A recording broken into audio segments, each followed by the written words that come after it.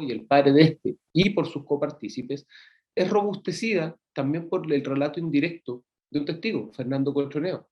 En tiempo inmediato a la ocurrencia de este hecho, se dio cuenta de que la persona que había efectuado los disparos era el Leo, e incluso el padre de él fue a consultarle por eventuales denuncias que obviamente tuvimos conocimiento no existieron, y que en definitiva permitieron atribuir conexión entre el señor Chaguán con este hecho, toda vez que además de esta imagen se observó un hito que el señor Chaguán desconoció durante el desarrollo de su declaración.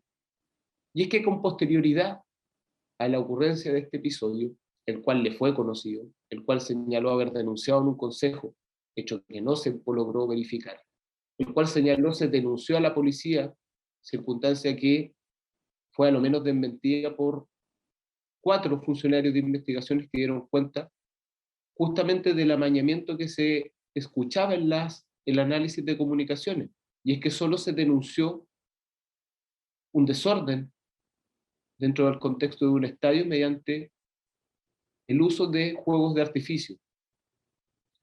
Y de esa circunstancia, el concejal Chaguán, quien desarrollaba las actividades de desarrollo deportivo dentro de la comuna, quien estuvo en ese espectáculo deportivo, como lo declara su trabajador, don Francisco Escobar Guzmán, y como él mismo se posiciona en tiempo anterior a la ocurrencia de los hechos. Tuvo un contacto directo con estas personas, tuvo noticia de la existencia de las cámaras de seguridad dentro del estadio, no efectuó denuncia y permitió directamente que estas personas pudieran, una vez más, precaverse, guardarse y evitar su detención. Y bajo esa perspectiva entendemos que tanto el señor Chaguán como el señor Gómez Méndez tienen una participación, uno, bajo el modus de disparos injustificados dentro de un contexto de un espectáculo público con riesgo para las personas que se mantenían en el estadio, y en tanto el señor Chaguán, sea por vía de encubrimiento de esta figura, sea por vía de obstrucción a la investigación o un procedimiento policial investigativo, participan y colaboran en esta actividad. En ese orden de ideas solicitamos... Señor fiscal. Magistrado. Ya terminaron sus 15 minutos. Si todavía le quedan ideas, dígame cuánto va a demorar para poder sacar la cuenta, por favor. Yo creo que 5 minutos más. No creo que más. Ya. Voy a tratar de ser más preciso, porque si no me puedo alargar eternamente. Ya, creo que el señor Chaguán tiene activado su micrófono. Magistrado. Dígame. Magistrado, yo le quiero pedir con mucho respeto y humildemente que por favor...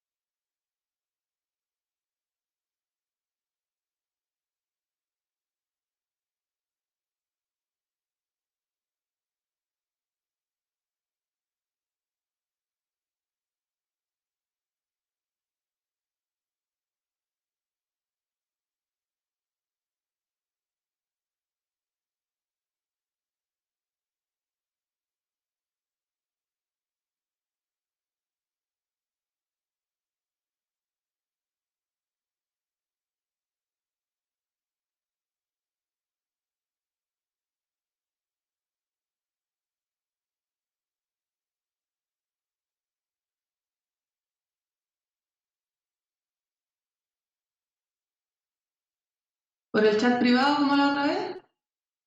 Sí, por el chat privado de Zoom. Sí, como les dije, las comunicaciones no están restringidas. Ya, tomo nota de su petición, señor Chaguán, pero cuando el tribunal fija el tiempo, todas las personas, los intervinientes, tienen la posibilidad de pedir más tiempo si siente que se le termina. Ayer también durante la audiencia yo les iba avisando cuando les quedaba poco tiempo y de todas maneras permitimos que se extendieran el tiempo lo suficiente para señalar todas sus argumentaciones. Es posible que usted no haya entendido lo que su defensa dijo porque usted no es abogado, pero el tribunal lo comprendió. Si hubiera habido alguna duda, habríamos hecho alguna pregunta o solicitud de complementación o de rectificación, que es lo que siempre hacemos. Si su defensa requiere más de los 15 minutos que le concedí para realizar la de réplica, me lo va a hacer presente y el tribunal va a resolver el tiempo que se requiere. ¿Bien? Para su tranquilidad. Señor fiscal, 5 minutos entonces a contar de las 9:47. Perfecto, señoría. En ese punto, como señalamos, al igual que respecto de los disparos justificados, entendemos que razonablemente se justifica también la imputación en orden a la posesión y tenencia del armamento de fuego, utilizado no solo en este hecho, sino también en los diversos robos, como también que en las escuchas telefónicas se hacía solicitud por parte del señor Gómez Méndez y que se mantenía en el domicilio del señor Guzmán Lobos. Y bajo ese acápite también solicitamos se le condene por este hecho. En relación a el señor Chaguán, además del hito del estadio, respecto de la solicitud de absolución, en particular respecto de el delito de microtráfico y en relación a las figuras de infractorias de la ley 18.290 con sus vehículos. Sobre el particular se funda la misma, en primer lugar respecto de las figuras de microtráfico o tenencia y guarda de droga en su local comercial, Chaguán Cars, en que el día 27 de diciembre del 2019, siendo encontrado parte de esta sustancia coincidente con lo señalado en su teléfono celular y con los indicios obtenidos de sus escuchas telefónicas, el señor Chaguán ya se encontraba detenido y eventualmente este sitio del suceso no habría sido bien trabajado el día 2 de diciembre por parte de 2019 durante el primer ingreso por parte de investigaciones. Lo cierto es que pudimos observar durante el desarrollo de la audiencia que la única modificación o alteración que sufre este sitio del suceso es posterior al 27 de diciembre del 2019 y es realizada, en este caso, por la familia del señor Chaguán, en facultades para ello, obviamente, quienes realizan y elaboran un set fotográfico que fue expuesto por parte de su defensa, donde aparecen, en este caso, protectores de patente, que nunca se mantuvieron ahí, donde desaparecen vehículos y donde se nos pide que tengamos una relación de circunstancias que obviamente no pueden ser comparadas. Las imágenes de los vehículos que fueron captadas el 2 de diciembre del 2019 no daban cuenta de estos hitos que posteriormente y luego de ser modificado este lugar aparecen. Obviamente la defensa tiene la facultad de poder realizar las alegaciones que estime conveniente, al igual que la familia del señor Chaguán, pero no se puede solicitar razonablemente que se desvirtúe un hecho en base a la aparición de antecedentes que estimamos no son ciertos. Y es justamente esta alteración del sitio del suceso lo que desvirtúa las alegaciones de la defensa, toda vez que se realiza de forma interesada y con el objeto justamente de poder restar mérito a los hallazgos y la vinculación de estos con la investigación. Respecto de los vehículos, se habló de tentativa inidónea, se habló de circunstancias de falta de conocimiento. Sobre el punto, hubo conocimiento del señor Chaguán de forma directa respecto del vehículo colisionado a don Bernabé y respecto del cual su esposa, doña Verónica, señaló directamente al señor Chaguán, se lo cambió por un vehículo Citroën e incluso lo ofreció en venta, ya que ella no le recepcionó el vehículo, toda vez que por el daño estructural estimaba no iba a volver a funcionar. Ese vehículo se encontraba en la automotora, con el chasis adulterado en los términos del artículo 192 de la Ley de Tránsito, y bajo ese entendimiento, a su vez, con una placa patente única que exhibía, siendo esta placa original, en su parte delantera y trasera, pero que no correspondía a ese vehículo, toda vez que la estructura de ese vehículo no era la misma. El número de chasis y la placa patente dicen relación con la identidad de un vehículo, son signos registrales y son instrumentos públicos. Esos instrumentos públicos fueron adulterados con conocimiento del señor Chaguán, y él ofrecía en venta este vehículo, hacía un uso y tenía por objeto ponerlo en circulación. Al igual que respecto de este móvil, correspondiente a un vehículo Renault, el cual mantenía sus placas patentes adulteradas, signos registrales, instrumentos públicos que mantienen incluso los sellos de la Casa de Moneda, que habían sido adulterados para efectos de ocultar la verdadera identidad. Eso no es una tentativa inidónea, es totalmente idóneo para el fin. ¿Y cuál es el fin? Justamente, hacer mella respecto de la fe pública. Respecto del tercer vehículo, pudimos observar, apreciar en el tribunal a un testigo que nunca declaró y que aparece dentro del contexto de este juicio, que no es el dueño del vehículo y que señala justamente no tener conocimiento de lo que se realizó en el interior de la automotora.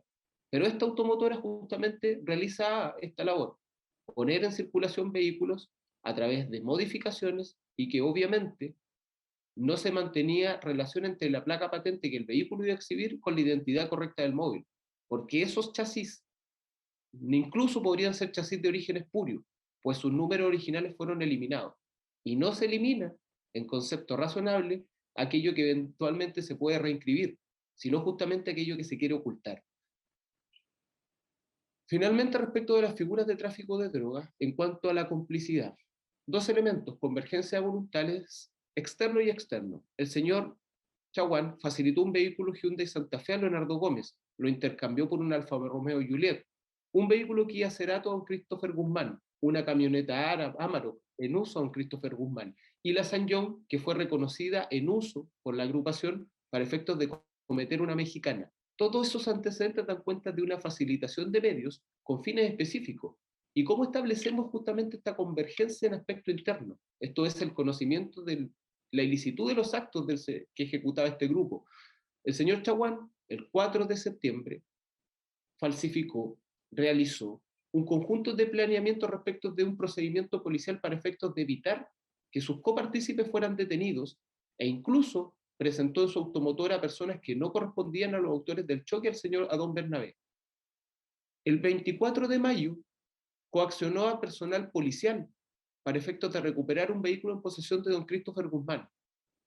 Se utilizaron los vehículos del señor Chaguán de su automotora en términos directos e incluso pagó partes respecto de hechos cometidos por el señor Leonardo Gómez Méndez. Se habló por su defensa de ser esto un comercio normal y formal. Lo cierto es que, como señalamos en nuestra alegación final, el dueño de Derco, que me puede vender un vehículo, no realiza ninguna de estas conductas.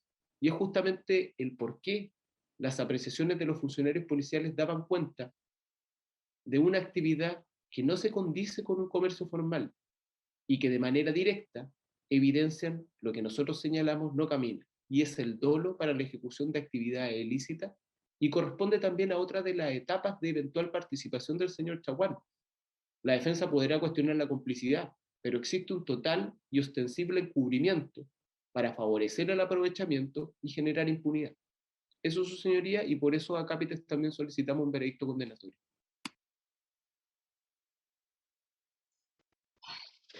Gracias. ¿El señor delegado presidencial regional está bien con sus 10 minutos o necesita más tiempo? 13 minutos, su señoría, si no es excesivo para... Ya, puede comenzar. Gracias, su señoría. Bien, esta parte solamente se centrará en replicar los argumentos vertidos por el señor defensor Manuel Tapia en relación a sus defendidos Christopher Guzmán y John Villalobos. Como primer punto, señoría, la defensa solicitó absolver o recalificar la conducta imputada como robo con intimidación. Esto es en relación al hecho ocurrido en calle Vivanco 1624 de la comuna de La Calera, que tiene como víctima a la familia Cortés Vilia. En su argumentación, sería, a nuestro parecer poco sustentable, se presenta una petición de absolución fundada en el hecho que desde el prisma particular del señor defensor no habría existido un interés de lucro por parte de los imputados, toda vez que estos habrían sido reconocidos por las víctimas.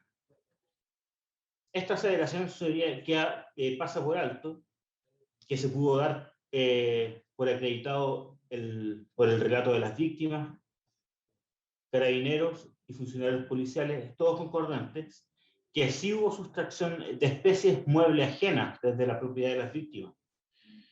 En particular, teléfonos celulares que se mantenían sobre un mueble cerca de la entrada. En este punto sería la defensa, si bien no cuestiona la participación, puesto que las víctimas dieron cuenta de forma concordante, no contradictoria y creíble, porque los podían reconocer, principalmente por el caso del grupo de la hija de la familia, doña Martina, que los pudo reconocer, los conocía de antes por distintas circunstancias, por lo cual no puede considerarse este argumento sobre una inducción, la cual jamás existió. En efecto, los relatos de las víctimas se complementan, y si bien al tiempo de la denuncia aportaron menos elementos, como por ejemplo las marcas y dónde estaban ubicados, entendemos que hay que recordar que, tal como señaló el señor Holguín, las víctimas estaban en estado de conmoción, habían sido apuntadas con armas de fuego en la cabeza, en el caso del señor Claudio Cortés, y también había intentado ser reducido, apuntado con armas de fuego en la cabeza. De hecho, todavía la señora Marjorie estaba bastante nerviosa en el momento de su declaración, al recordar los hechos vividos, y que por lo mismo entendemos que es plausible que al momento de dicha declaración no se haya dado cuenta de dicha situación. Pero sin embargo, señorías, ya a 20 minutos era posible reconocer y dar cuenta de quiénes habrían sido los autores del hecho.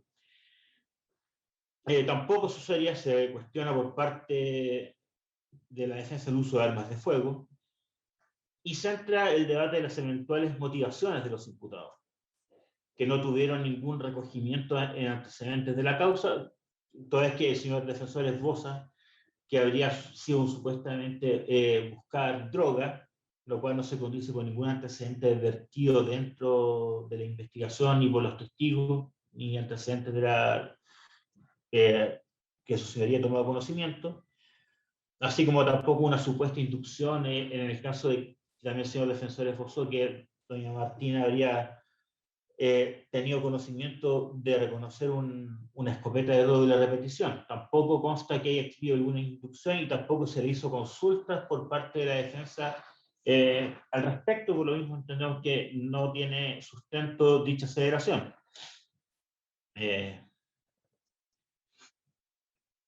Y además, señorías,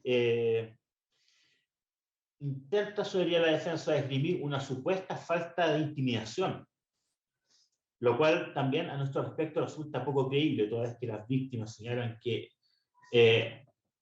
los imputados, 7 u 8, ingresan de forma violenta con armas de fuego, y entendemos que según lo ya expuesto, la intimidación es más que ostensible, o sea, intentaron reducir, apuntar en armas de fuego en la cabeza al resto de la familia, una menor de edad, y que por lo mismo entendemos que la propia naturaleza de todas estas acciones genera la intención de rememorar lo vivido y enfrentarse a sus atacantes, más aún si eran conocidos, y por lo tanto existían miedo a represalias, los cuales sí se concretaron según lo vivido por las víctimas, relatado por las víctimas, y entendemos que el veredicto debe ser condenatorio. Además, su señoría, conforme a lo dicho, entendemos que la recalificación que el señor defensor solicita a un robo por sorpresa carece también de todo sustento legal, toda vez que dicho tipo penal, según su punto de vista, causar conmoción, no se condice con el tipo penal tampoco invocado, toda vez que implicaría el porte de las especies por parte de las víctimas, y ellas relataron que dichas especies se encontraban sobre un mueble cargando. Por lo mismo, entendemos que no tiene sustento tampoco dicha aseveración y solicitamos se rechace.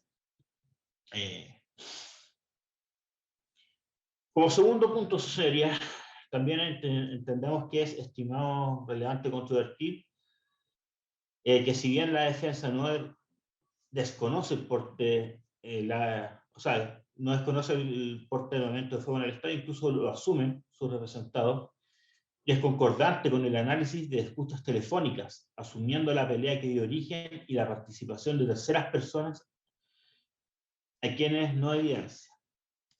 Esta confesión de un hecho descrito prácticamente en términos concordantes, pues la acusación indica que los imputados portaban armas de fuego consigo, las cuales utilizaron para ejecutar disparos injustificados y que carecían de permisos para dichos fines.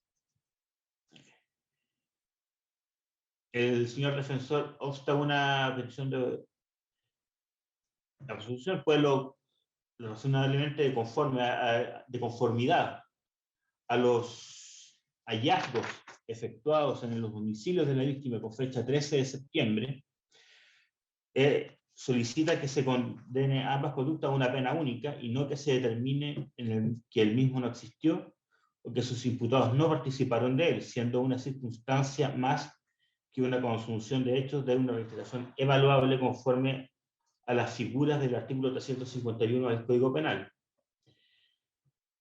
Finalmente, sería, en cuanto a las agravantes de la ley de armas, esta parte solicita que sí se dé lugar a ellas, pues se cumple con los supuestos de la norma indicada, es decir, la ley 17.798, toda vez que la norma indica que 2 o más armas, y aquí las armas incautadas fueron ostensiblemente más de 2, incluso con municiones no concordantes con los calibres de las armas incautadas.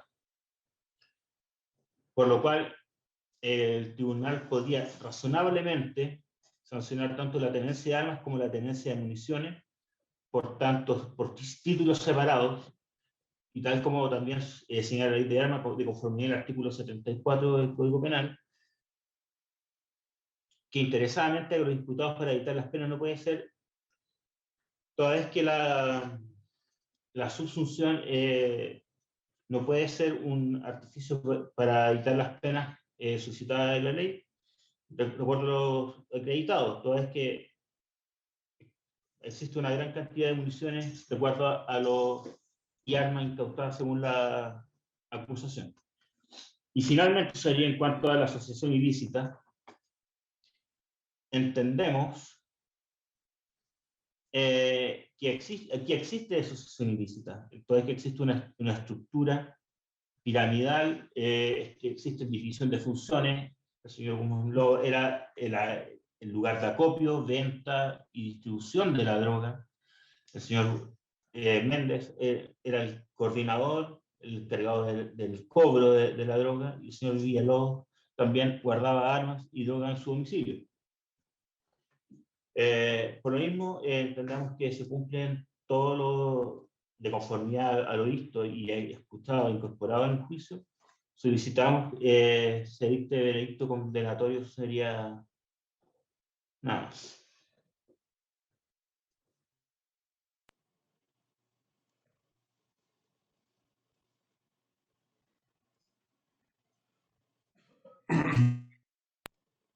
Gracias. Don Javier. Muchas gracias, su señoría. ¿Vamos a jugar 10 minutos? Sí, yo creo que 12, 13 minutos, su señoría. Ok. Del alegato de clausura de la defensa del señor Chaguán realizada el día de ayer, se dejan asentadas dos premisas, su señoría, que se hacen de manera seria y fundada por la defensa del acusado ya individualizado. En primer lugar, señaló que justamente los alegatos de clausura era el momento en que se debía hacer un análisis de contrastación, de confrontación respecto de la prueba y los hechos de la acusación. Y estoy muy de acuerdo con ese planteamiento, que justamente la defensa hace, y respecto de los hechos de la acusación, de los hechos que el Consejo de Defensa refirió respecto de los hechos ocurridos el 24 de mayo del 2019 y el 9 de septiembre del 2019, la defensa no plantea que aquellos hechos no ocurrieron. Es decir, no entró en controversia respecto de ellos y, por lo tanto, respecto de las preguntas que plantea la defensa, si los hechos ocurrieron, quiénes estuvieron, quiénes dijeron lo que dijeron, entendemos, su señoría, que esos hechos han dado por acreditados. Es decir, no hay controversia al respecto. Por lo tanto, fácticamente, del propio alegato de clausura de la defensa del acusado, se da y se entiende que esos hechos no son cuestionados ni van a serlo ya al día de hoy. Por lo tanto, la controversia es netamente jurídica, por lo que planteó ayer la defensa del señor Chaguán.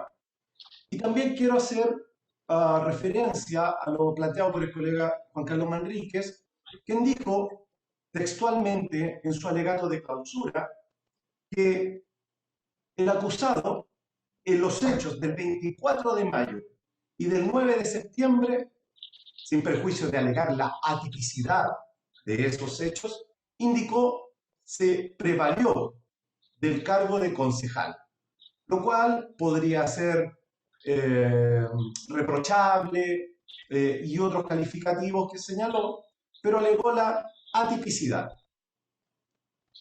Esos dos planteamientos, por lo tanto, los hago el día de hoy como parte de mis réplicas. Ahora, lo que señala la defensa respecto de la discusión jurídica, y por lo tanto, que no se verifican los elementos del tipo penal, se controvierte nuevamente por esta parte acusadora. Señala la defensa que el concejal no es funcionario público. Bueno, al respecto, insistimos sobre un punto que es muy trascendente, su señoría. Por eso esgrimimos justamente el fallo Cruz-Lorenzen del año 2007 de la excelentísima Corte Suprema, porque desde ese momento, y ya habían algunos fallos previos, se entiende que el concepto del artículo 260 del concepto de funcionario público es un concepto funcional y no estatutario. Es decir, efectivamente, los concejales no son funcionarios públicos para los efectos del estatuto administrativo. De ahí estamos completamente de acuerdo. Pero el concepto penal del artículo 270 es distinto a aquel estatutario. Por eso, y voy a estar de acuerdo cuando la defensa esgrimen y arguyen o recurren a dictámenes de la Contraloría que indican que los concejales, los ministros, no son funcionarios públicos desde la perspectiva estatutaria. Y estoy de acuerdo, si eso nadie lo discute. Si el punto es si para los efectos del artículo del 260 son funcionarios públicos. Y la verdad es que cada vez creemos y estamos más convencidos que sí. Porque justamente el 260 fija 3 requisitos. Uno, que la función sea pública. ¿Y alguien podría señalar que los concejales no realizan una función pública de conformidad a las descripciones que planteamos ayer en la Ley Orgánica de Municipalidades?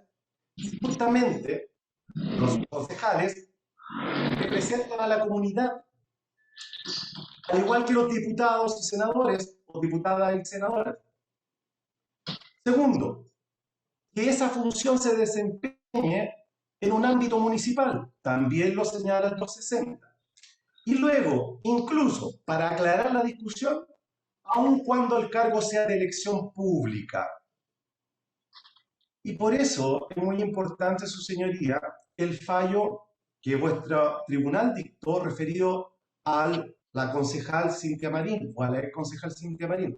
Porque ese fallo indica que los concejales son funcionarios públicos. Y efectivamente, tal como indicó el colega defensor ayer, recalifica los hechos. ¿Por qué? Porque en ese caso, la concejal, el fallo en el considerando 10º indica es funcionaria pública, no realizó los actos en el desempeño de su cargo, que es lo que exige el tipo penal del artículo 239, fraude al fisco. Pero acierta, confirma ese fallo que los concejales son funcionarios públicos. Ahora, y en ese punto paso al segundo argumento que se plantea por la defensa. Es sindical, porque así fue la relación.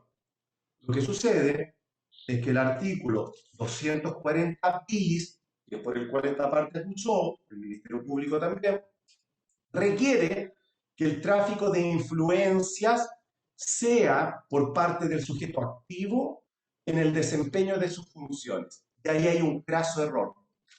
Hay un craso error interpretativo. Y vuestra señoría, y entiendo que así va a ser el trabajo exhaustivo que se va a realizar, revisa el tipo penal del artículo 240 bis, no exige en su formato típico que el sujeto activo influencia a otro, el sujeto activo, en el desempeño de sus funciones. No. Se revisa el artículo 239, el artículo 240, fraude al fisco 239, efectivamente requiere que el sujeto activo defraude en el desempeño de sus funciones. En razón del cargo, dice, artículo 239. El artículo 240 indica efectivamente el número 1, que es justamente el tipo penal que sanciona al empleado público, que castiga al que se interese en cualquier negociación, actuación, contrato o gestión en la cual hubiere de intervenir en razón de su cargo. Y yo estaría de acuerdo absolutamente con la defensa que hay exigencia de que el sujeto activo esté en el desempeño de su cargo. 239, 240. Pero la estructura típica del 240 bis es distinta y esto tiene una razón de ser, su señoría. Justamente se castiga al funcionario público que se interesa, interfiere en la competencia de otro funcionario público. Y perdone que lea su señoría, porque indica efectivamente las penas establecidas en el artículo anterior, tráfico de influencia, 240, serán también aplicadas al empleado público, que da el primer requisito, que interesándose directa o indirectamente en cualquier clase de contrato o operación en que deba intervenir otro empleado público, ejercer influencia en este para obtener una decisión favorable. No hay ninguna referencia normativa en el artículo 240 bis que exija que el activo esté en el desempeño de su cargo, porque si no sería un delito imposible, su señoría. Justamente, la ratio legis de esta norma es para castigar a aquellos funcionarios públicos que intervienen en la competencia, en las funciones de otro funcionario público, para obtener una decisión favorable a sus intereses. Justamente ese fue el sentido, esta es la estructura típica del artículo 240 bis. Por eso, señoría, la defensa cierra cuando indica que hay un tema de atipicidad, por cuanto el señor Chaguán, cuando ocurre el 24 de mayo o hace el llamado el 9 de septiembre, ambos del año 2019, no estaba en el desempeño de su cargo. No, pues, él abusó de su cargo, que es lo que exige el tipo penal. Exige el empleado público. Y por eso estoy de acuerdo justamente con lo que señaló ayer el colega Manríquez, que él se prevaleció de su cargo. Absolutamente de acuerdo. Y es un hecho asentado que la misma defensa plantea. La exigencia normativa, en ese sentido, es irrelevante. Por todas las razones, su señoría, que he planteado el día de hoy, más las planteadas el día de ayer, y que por lo tanto solicito se tenga por realizada la actuación procesal de la réplica y con su mérito también condenar conforme la acusación particular que ha realizado esta parte querida. Muchas gracias.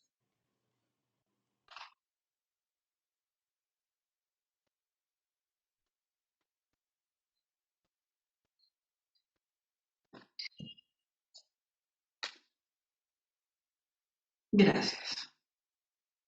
Señor Gómez, yo le di 15 minutos. ¿Cree que le alcanzan los 15 minutos o necesita más tiempo?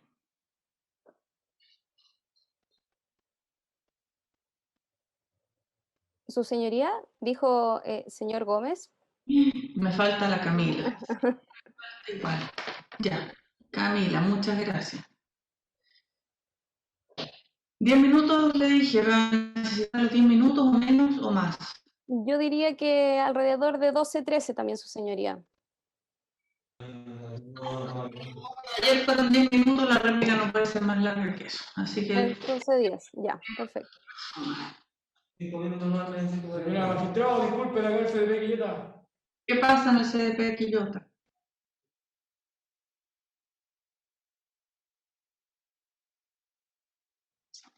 ¿Podemos continuar mientras usted está en el baño, señor Gómez? Bueno, señorita. Ya, se autoriza entonces, vaya al baño nomás. Pongan en silencio el micrófono del CDP y tiene la palabra doña Camila. Su señoría, dada la alegación de la defensa del señor Chaguán el día de ayer en orden a recalificar el hecho de un delito de robo a hurto, esta parte querellante viene a insistir en la calificación jurídica de robo en lugar no habitado en función de los siguientes argumentos. Primero, que hay un ingreso mediante escalamiento, esto es, por vía no destinada al efecto en los términos del artículo 440, número 1 del Código Penal, como ya he señalado, y que existe además apropiación de cosa mueble ajena con ánimo de lucro y contra la voluntad de su dueño. Esto solo, su señoría, tiene una calificación jurídica posible, la de robo en lugar no habitado. Segundo, que el ingreso por vía destinada no se puede entender del mismo modo ni como sinónimo del que ingresa por una reja fracturada en contexto de un saqueo. El hurto en multitienda, por ejemplo, es un delito bastante común, lamentablemente, pero las personas traspasan las puertas dispuestas para el ingreso de clientes. Pero en el presente juicio, los hechos dan cuenta que se ingresó una vez vencidos los accesos perimetrales, tanto del mall como de cada una de las tiendas, que a ese día y a esa hora se encontraban cerradas para la atención de público. Cuando por lo demás dichas puertas también se encontraban cerradas con anterioridad a propósito del estallido social que ocurría en la ciudad de La Calera, como refiere además la declaración del testigo Jaime Reyes Gatica, que es el jefe de seguridad de la tienda Falabella. Tercero, su señoría, que es el propio acusado quien señala que había tomado conocimiento mediante medios de comunicación de que un vehículo el día 28 de octubre, en el caso de Falabella, había fracturado el acceso. Por lo tanto, el acusado se vale de esa ruptura, de esa destrucción de las medidas de seguridad, de ese forado, para poder lograr la sustracción de especies. Por lo tanto, su señoría, está claro que se ingresa por una vía no destinada, no habilitada para ello, valiéndose de este tumulto y la conmoción popular derivada del estallido social en los términos establecidos en el artículo 12, número 10 del Código Penal. Cuarto, que si bien la defensa del señor Chaguán cita jurisprudencia, bien sabemos que ella no es vinculante. Y así como se cita también al profesor Mario Garrido Montt, también se puede citar doctrina en contrario. Es así como encontramos en lecciones de Derecho Penal chileno a Politov, Matus y Ramírez. Al análisis de la segunda hipótesis de escalamiento del artículo 440 en el punto B.2.1.2 en lo relativo a entrar por forado. Señala, y cito textual, Aquí se supone que la gente hace el agujero u orificio que atraviesa una de las barreras de protección, puertas, techos, ventanas, paredes, y lo utiliza para entrar al lugar del robo. El que emplea un forado que ya existía no entra por forado, sino por vía no destinada al efecto. Su señoría, esta es la primera hipótesis del número 1 del artículo 440. Sigo citando. En la situación anterior hay que hacer una salvedad, que los habitantes del lugar hayan destinado dicho forado para la entrada y salida de él, en cuyo caso salimos del ámbito de la vía no destinada al efecto. Y ciertamente su señoría, Falabella ni ninguna otra tienda no destinaba un forado para el ingreso de sus clientes. Esta cita aparece en Politov, Matus y Ramírez, Lecciones del Derecho Penal Chileno, segunda edición, parte especial, página 340 y 341. En síntesis, su señoría, hay escalamiento en los términos que utiliza nuestro legislador cuando se entra por vía no destinada al efecto, como lo sería en este caso, quienes emplean un forado que ya existía. Por último, esta parte insiste en que se trata de dos delitos de robo, pues se trata de dos tiendas distintas, cuyos accesos fueron fracturados de formas distintas, por ser también estas dos tiendas separadas. No se trata de un concurso ideal, no se trata acá de que con una sola acción produce la comisión de dos o más delitos, como le sería en el caso de quien conduce un vehículo, por ejemplo, en estado de ebriedad sin licencia. Acá se ingresa a una tienda, se sustraen especies y luego se ingresa a una segunda tienda, también a sustraer especies. Se trata de dos recintos comerciales diversos, con distinto dueño, cuya única conexión es encontrarse en un terreno común, pero sin mantener accesos conectados. Vamos a hacer una pausa. Vamos a volver a las 10:40 con las réplicas de la TEF.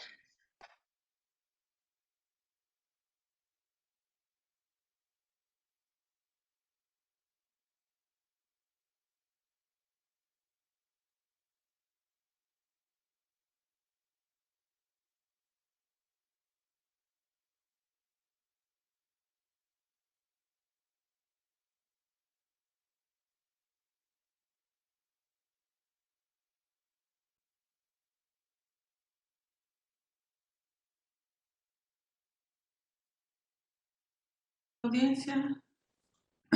Dejo constancia de la presencia de los intervinientes acusados y del tribunal. Al señor Gómez le cuento que mientras estuvo en el baño se realizó la réplica por parte de doña Camila Guajardo, abogada de Falabella Retail querellante.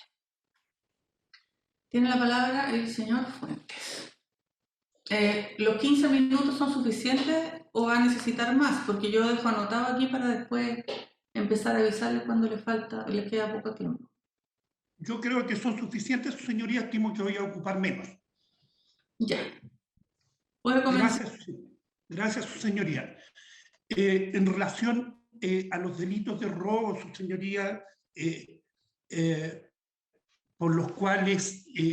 con los cuales inició el señor fiscal su réplica, debo señalar, su señoría, que en nuestras actuaciones anteriores lo que hemos cuestionado es la falta de prueba directa. Hemos dicho, su señoría, que la imputación que se ha hecho en contra de mi representado se fundamentaba esencialmente en los reconocimientos que se hicieron. Efectivamente, su señoría, hemos cuestionado los reconocimientos, los entendemos derechamente defectuosos. Así, respecto del hecho de Pianovic, entendemos que es defectuoso el reconocimiento, dado que las características de la persona descrita por la víctima no se condicen con las características físicas de nuestro representado. No estamos diciendo, su señoría, como señala el señor fiscal, que estemos pretendiendo deslegitimar a la víctima o que ésta haya mentido. Efectivamente pudo haberse equivocado, pero sin embargo sigue siendo un reconocimiento defectuoso. es lo que sostenemos. Y respecto del hecho de calle Vivanco, cuestionamos el reconocimiento, su señoría, porque no se ajustaba a los protocolos. En el domicilio había una persona, la menor Marjorie Villa, quien conocía a los supuestos agresores de antemano. En ese orden, su señoría, y siendo que durante todos estos días de audiencia se nos ha incorporado múltiples pruebas respecto de estos hechos, corresponde, entendemos que se basa toda aquella esencialmente en el análisis policial que se ha hecho de algunos registros, donde se ha hecho conjeturas, donde se ha arribado a conclusiones por parte de los funcionarios investigadores. En suma, su señoría, se nos ha dado cuenta de múltiples indicios, como dijo el señor fiscal. Pero como también reconoce abiertamente el señor fiscal, los indicios para que puedan constituir pruebas requieren estar apoyados, por así decirlo, por pruebas, por antecedentes directos, cosa que no ocurre en este caso, señoría. La prueba directa que se nos aporta respecto de estas imputaciones, efectivamente, han sido los reconocimientos que, como he señalado e insistimos, en nuestra opinión, adolecen de vicios. Son insuficientes en consecuencia para tener por acreditado algún hecho. En etapas iniciales, su señoría, y aún en sus alegaciones en general, digo, la Fiscalía nos ha dado cuenta de la falta de ilegalidad del actuar policial en relación a estos indicios.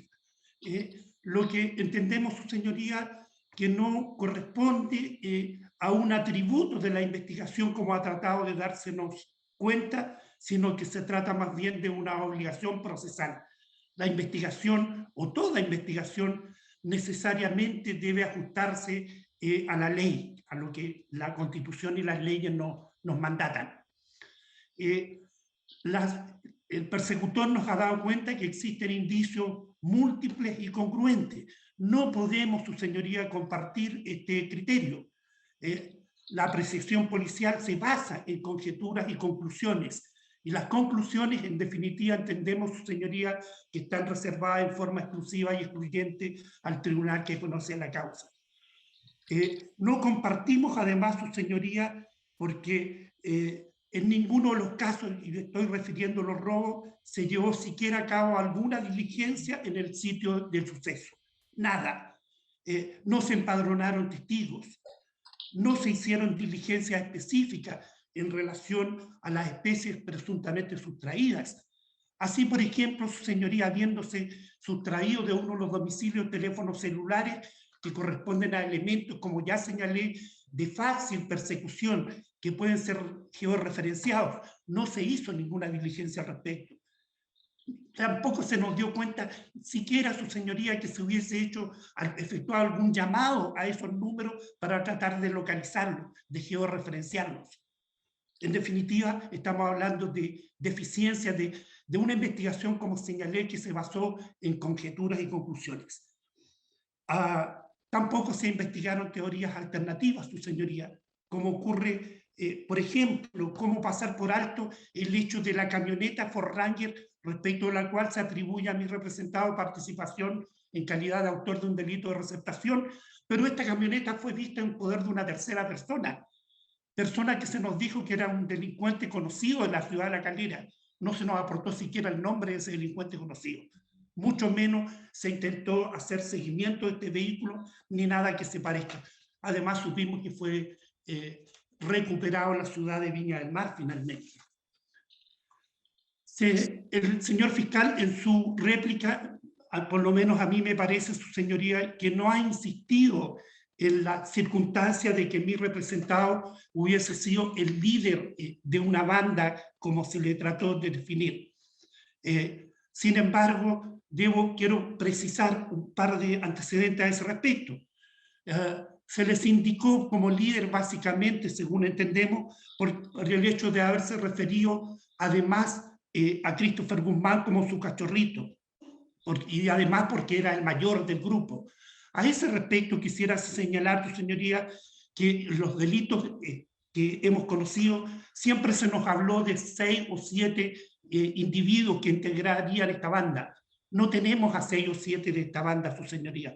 No están identificados, no sabemos quiénes son. No podemos decir en consecuencia de que Leonardo Gómez sería líder por ser el mayor. Probablemente no era el mayor.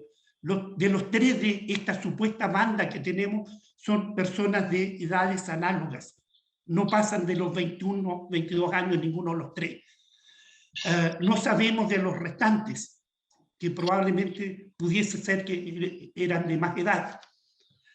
Aclaro además, su señoría, la expresión cachorrito que utiliza mi representado para referirse a Christopher Guzmán.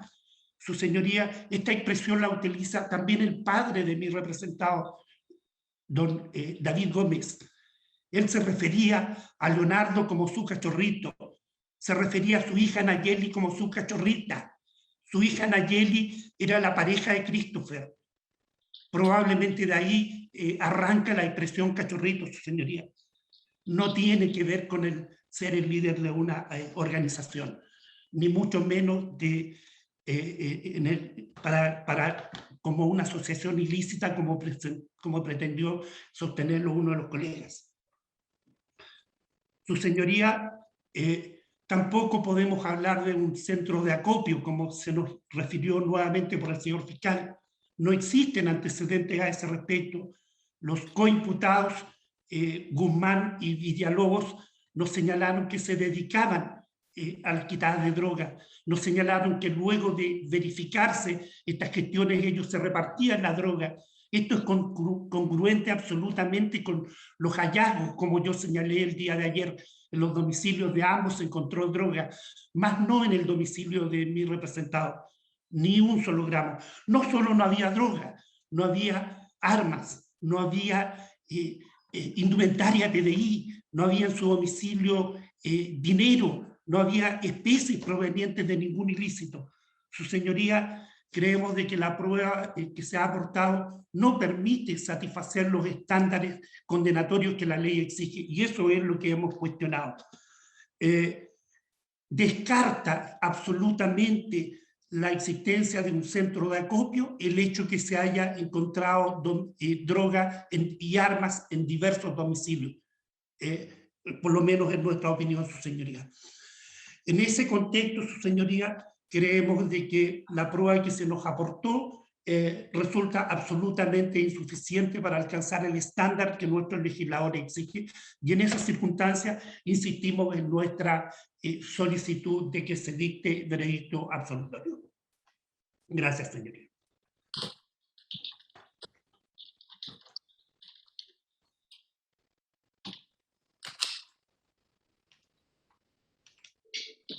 Efectivamente le sobra tiempo. Así es.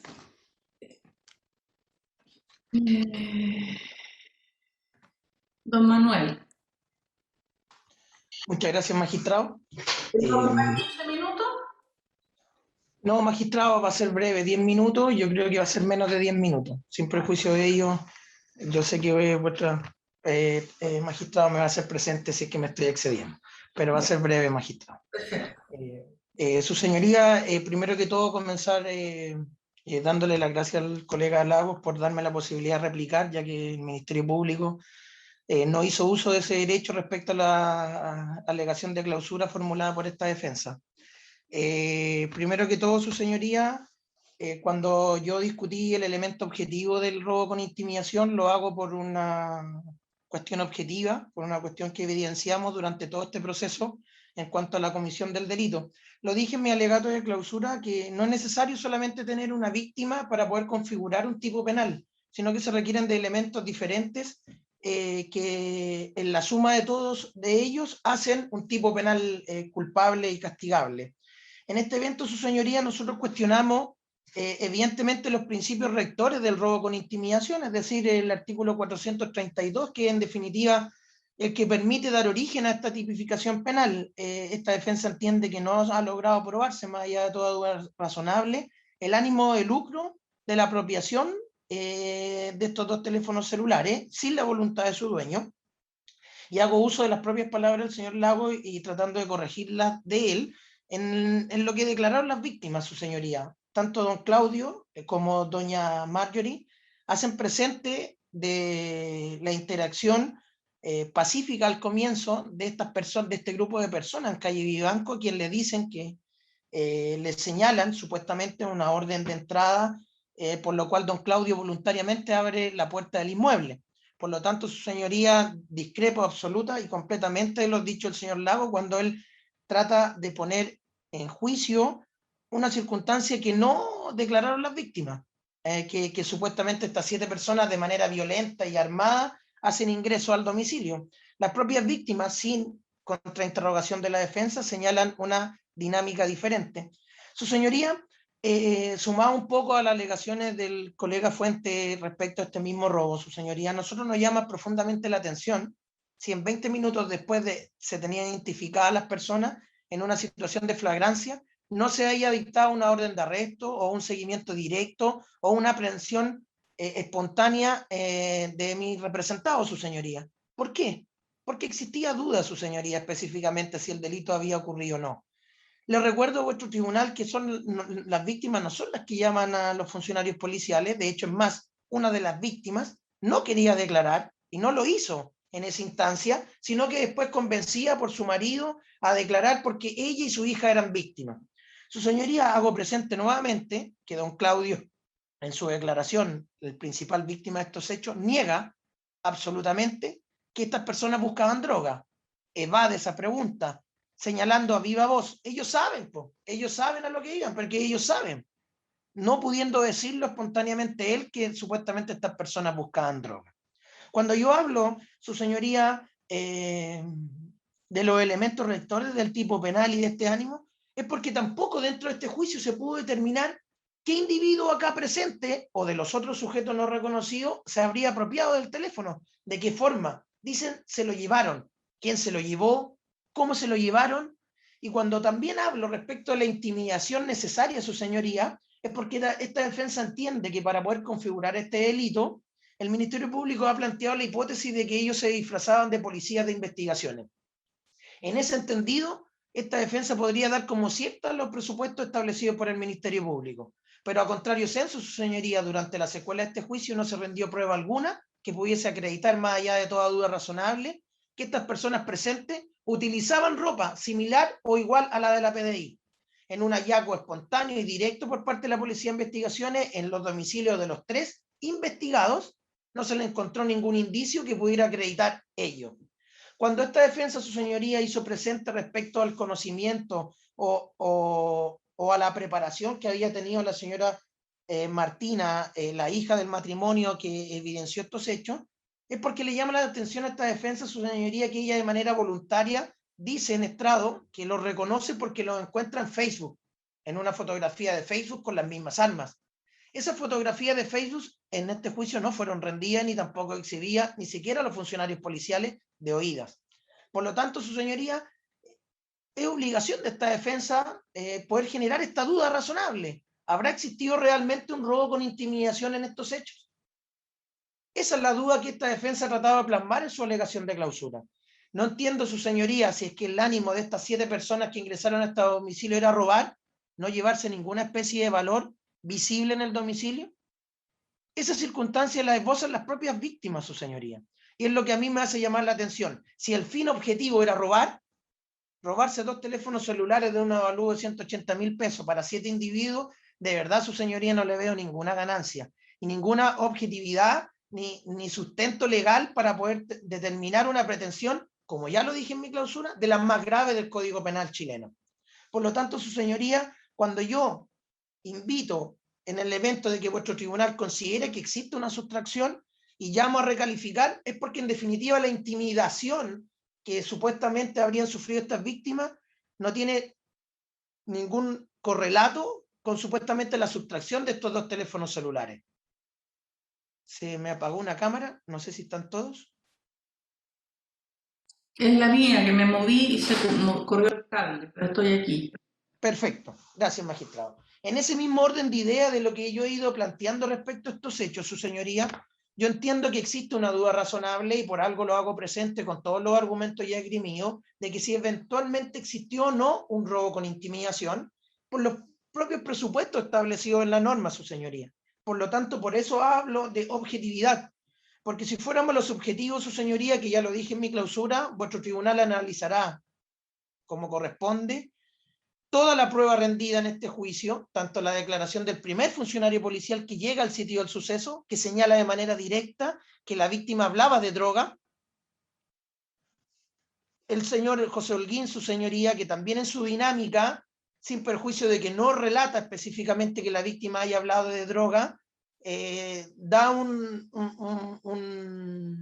relato totalmente diferente expuesto por los funcionarios de la Policía de Investigaciones que le toman declaración posteriormente a las víctimas, su señoría. En este orden de ideas y con la falta de empadronamiento de testigos que existían, porque fueron relatados por los propios funcionarios policiales, que fueron los vecinos quienes auxiliaron a estas personas, que no se les tomara declaración o que no se les tomara declaración informal con el objetivo de poder indagar más en el asunto, de que no se investigara el sitio del suceso, si realmente había existido este ingreso a esta casa, si esta casa había quedado desordenada o no, si habían tomado especie o no, dónde estaban fotográficamente los celulares, cómo se sustrajeron. Su señoría, me da la impresión de que esta sustracción de especie fue sin siquiera saber las víctimas realmente que le habían sustraído estos teléfonos. Y al momento de la huida se pudieron dar cuenta de que faltaban estos teléfonos, pero en ningún caso se intimidaron a estas personas para sustraer esta especie. Es la norma como lo relata el Código Penal chileno. Es por eso mi llamado a recalificar. Por último, su señoría, no extendiéndome más, entiendo que en la ley de armas, su señoría, en cuanto al calibre de las municiones encontradas, son todas posibles de percutir con las armas halladas. Eso no se pudo, por lo menos, reafirmar por la pericia. Lamentablemente el perito, como todos sabemos, se encuentra fallecido, al cual no se le pudo hacer un contrainterrogatorio más profundo, pero vuestro tribunal analizará los calibres de las municiones encontradas y podrá entender que pueden ser percutidas por las armas encontradas. Y respecto a la asociación ilícita, su señoría, yo entiendo que no tiene asidero alguno en este juicio. El Ministerio Público, por lo menos en su acusación y en lo que ha adherido don Andrés Lagos, en la misma no existe el delito punible, por lo tanto no me haré alegación más que entender que es impertinente en estas alegaciones. Muchas gracias, su señoría. Gracias. Por parte de la defensa del señor Chaguán, van a hablar ambos, solo uno, el tiempo es suficiente. Vamos a yo voy hablar a ambos magistrados. Sí, yo voy a tomar los puntos que me tocan. Yo voy a partir y como ya lo señalé en el chat para todos, tenemos conversado el tiempo. 10 minutos aproximadamente yo y 5 minutos o un poco menos Cristian. Perfecto. Pueden comenzar.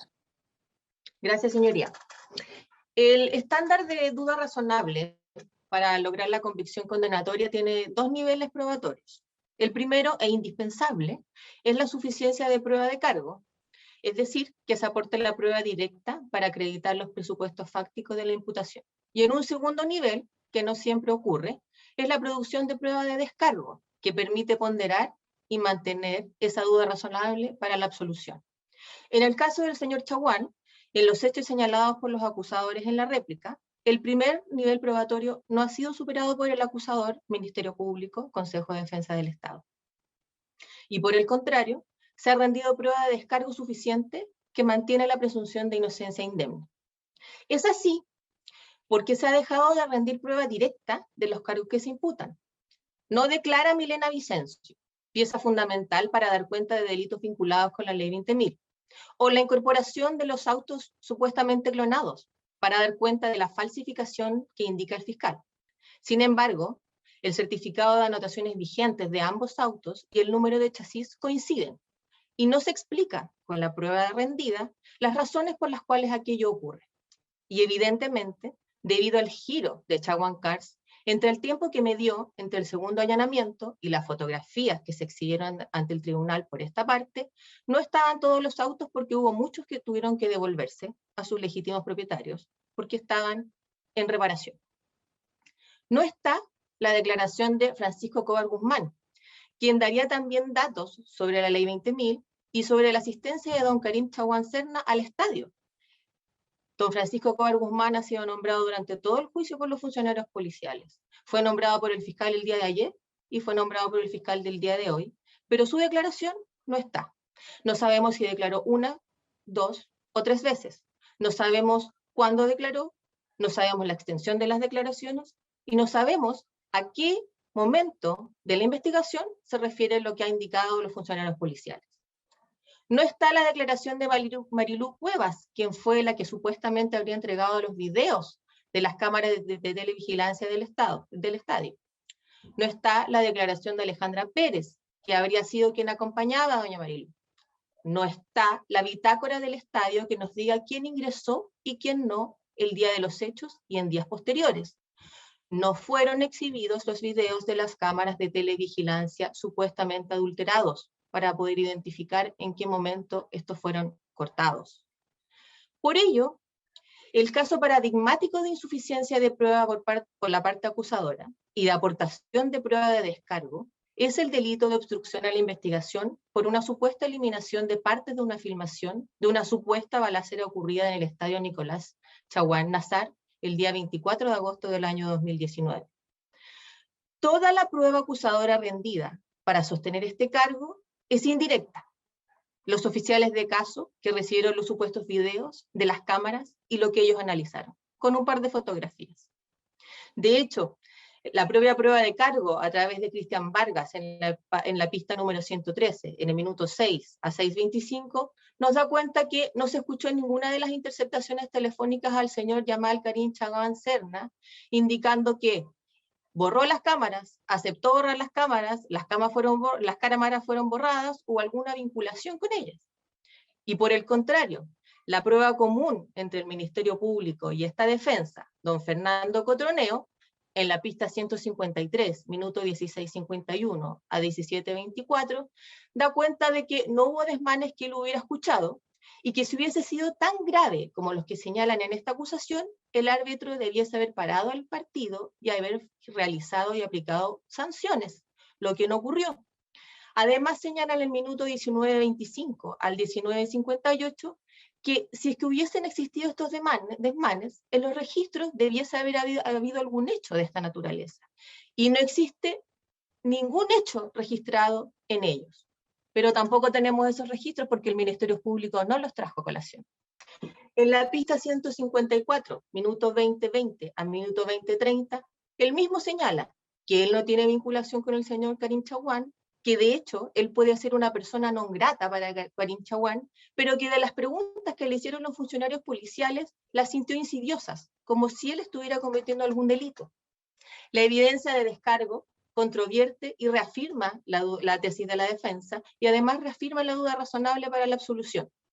No solo eso, sino que además don Juan Eduardo Escalona Yaucún, que declaró por parte de esta defensa, que es el experto, el que instaló las cámaras de televigilancia, el que efectivamente entregó los videos, nos da cuenta que los revisó 2 veces. Revisó las cámaras que precisa y exactamente habrían enfocado en donde habría ocurrido este evento y señaló que no estaban borradas, que no estaban cortadas. Y explicó latamente, técnicamente, la razón por la cual esto existía. Sin embargo, la investigación no le tomó declaración. Y nunca pudimos conocer de su declaración, sino hasta el día de hoy. ¿Qué hace entonces el ente acusador aquí? Inferencias sobre inferencias que no tienen ningún sustento en la prueba rendida en juicio, porque la prueba directa de los presupuestos fácticos no se incorporó al juicio. Y esto se replica en todos los hechos delictivos por los cuales se acusó al señor Chaguán. Respecto de las alegaciones de réplica del Consejo de Defensa del Estado, lo cierto es que para poder entender la norma por la cual se acusa al señor Chaguán, hay que hacer una interpretación sistemática y lógica de las normas del artículo 239 hasta el 240 bis. Y lo cierto es que todas ellas, incluyendo la norma del artículo 240 bis, redundan sobre el ejercicio de ese hecho en razón del cargo. Y ya quedó establecido durante la prueba que las acciones realizadas por el señor Karim Chaguán Serna fueron cometidas en un momento de ofuscación y rabia y que no dicen relación con su cargo. ¿Y ello por qué es así? Porque el artículo 240 bis, para definir funcionario público, para definir el tipo penal, se remite al artículo 240, que efectivamente señala la frase en razón de su cargo. Por lo tanto, no podríamos entender la norma aplicable en este caso como exenta o salida de ese ámbito normativo. Hay que tener presente que en este caso no se logró ningún beneficio, ni para él, ni para terceros, ni para nadie. Respecto de la réplica de Falabella Retail. Está magistrado que ha quedado establecido en el juicio no por la prueba del acusador, sino por declaraciones de los acusados, que ellos ingresan por la entrada del mall, que es la entrada y la salida. Por lo tanto, ellos ingresan por vía destinada al efecto, porque Falabella Retail y ningún acusador pudo establecer por dónde habían ingresado. No señalaron que entraron por una ventana, no señalaron que entraron por una pared que estaba rota, no, sino que las personas que ingresaron entraron por la vía que corresponde para ingresar al mall y a sus dependencias. Distinto es, pero finalmente lo mismo, que haya habido un forado existente en el lugar por donde ingresaron. Forado, rompimiento, fractura, que ninguna de las personas que ingresaron a propósito de la llegada del señor Karim Yamal Chaguán Serna a ese lugar haya sido efectuada por ellos.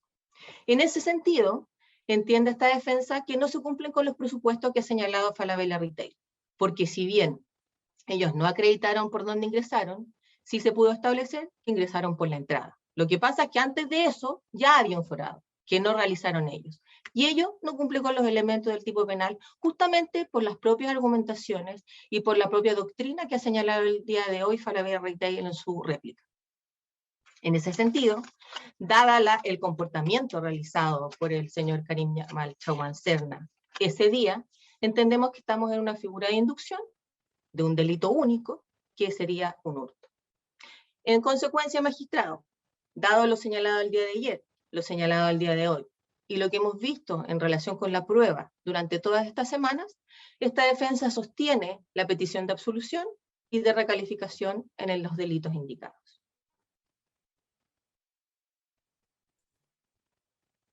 Listo por mi parte. Cristian, te toca. Gracias. Sí, doy la palabra a don Cristian. Gracias, su señoría.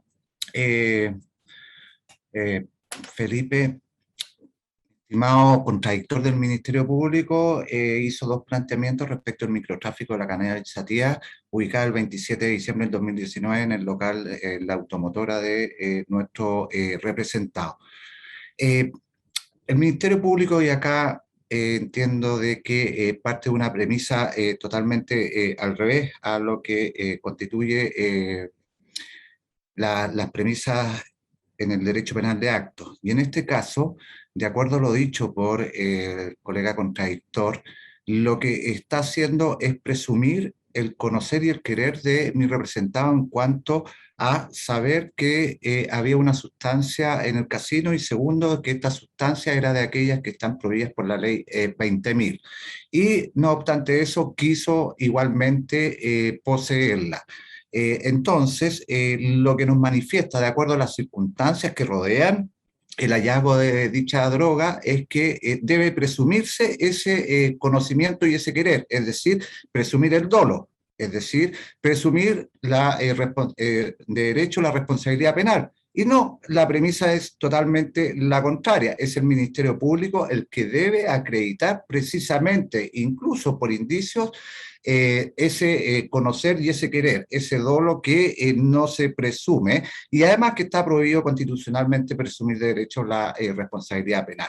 Y nos entrega un dato muy certero que abona nuestra posición, su señoría, y ahí entiendo de que la verdad es así.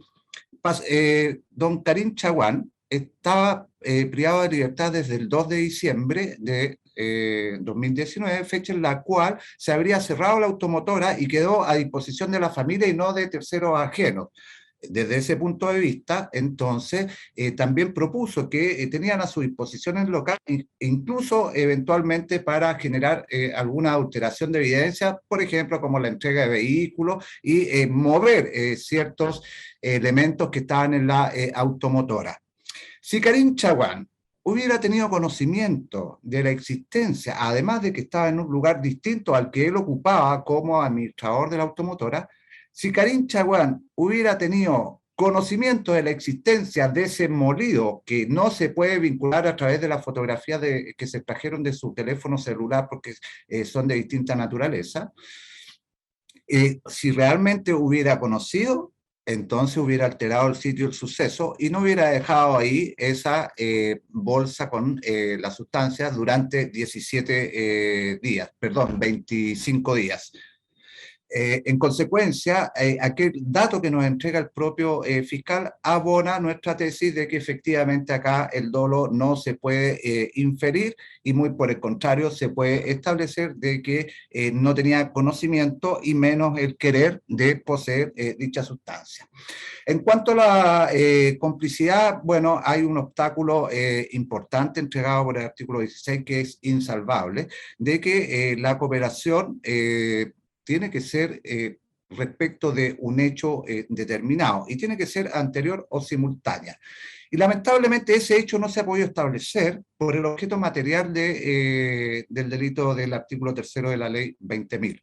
En consecuencia, si no asociamos aquellos vehículos individualizados a un hecho concreto, según lo exige el artículo 16, entonces no podemos establecer de que hubo una cooperación a algo que no se estableció, que no existe y que es relativo al hecho de utilizar esos 7 vehículos que están individualizados en la acusación en actividades de tráfico según los verbos rectores que describe el propio artículo 3º de la ley 20.000, adquirir, vender, incluso transportar.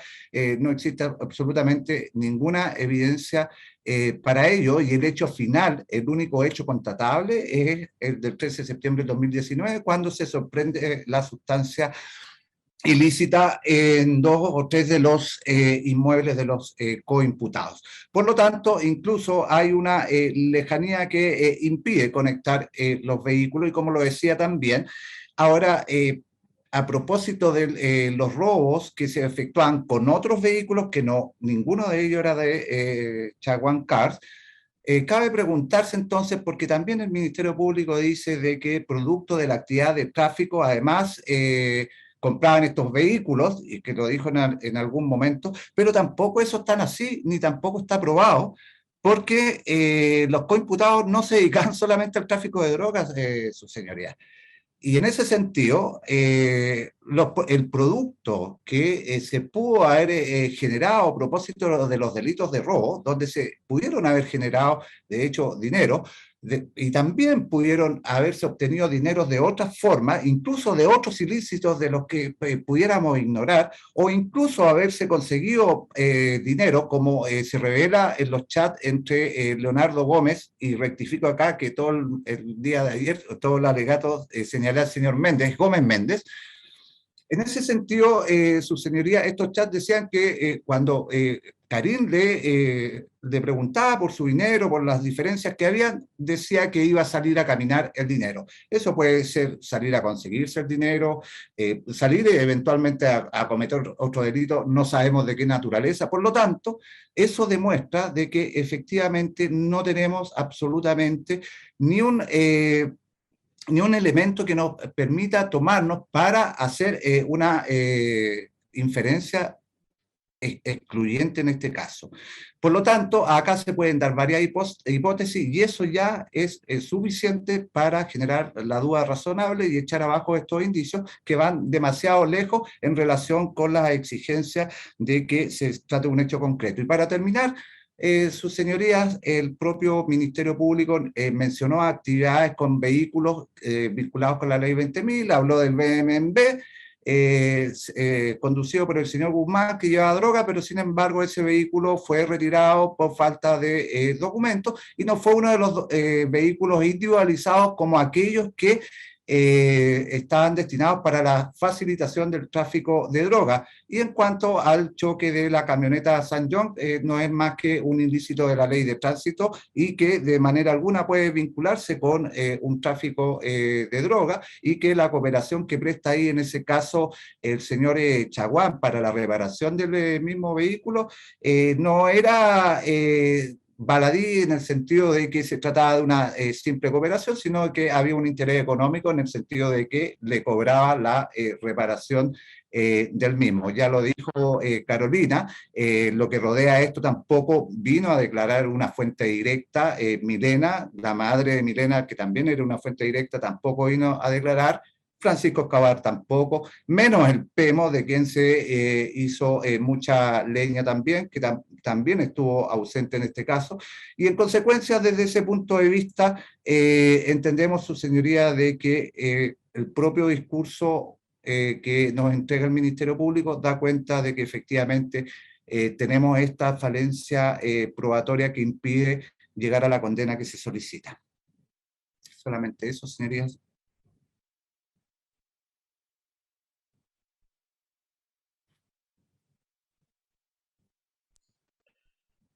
Gracias. Ya, señoría. Gracias.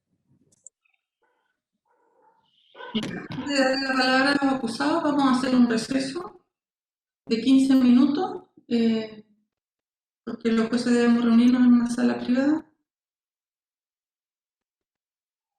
Y